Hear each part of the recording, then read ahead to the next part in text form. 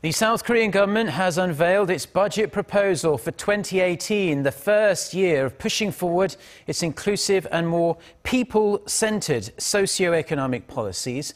It has allocated the largest increase in welfare spending, taking up a third of the entire annual budget. Our Oh Soo-young with the numbers.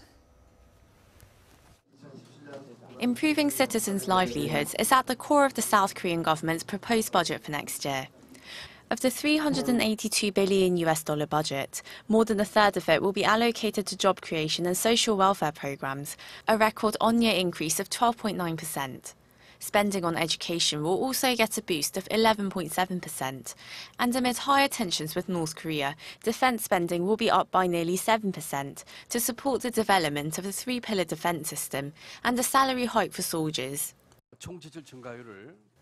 Budgetary spending will expand by 7.1% next year, 2.6 percentage points above the nominal growth rate. That has not happened in 9 years. We have made rigorous cuts in government spending worth $9.7 billion to afford this and keep national debt in the 40% range.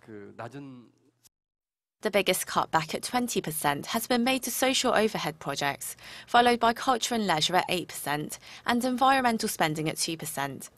In addition to the spending cuts, the Finance Ministry says extra tax collection, a natural rise of nearly $54 billion over 5 years, will boost financing of the government's 5-year policy goals tallied at $158 billion, and even additional welfare policies introduced in recent weeks. These include the expansion of health insurance coverage and monthly childcare benefits. However, without raising taxes on the middle class, experts question whether the government can keep its balance sheet in the black. Down the line, government spending seems set to grow, so the flow of income needs to match that, or taxes will have to go up. But the government has already proposed a tax hike for high-income earners and conglomerates.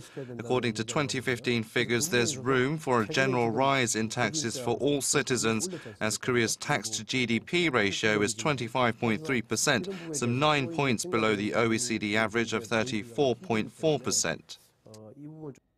Instead of kicking the can down the road, experts say the government must first establish the appropriate level of welfare coverage and seek societal consensus on working towards it by steadily raising taxes.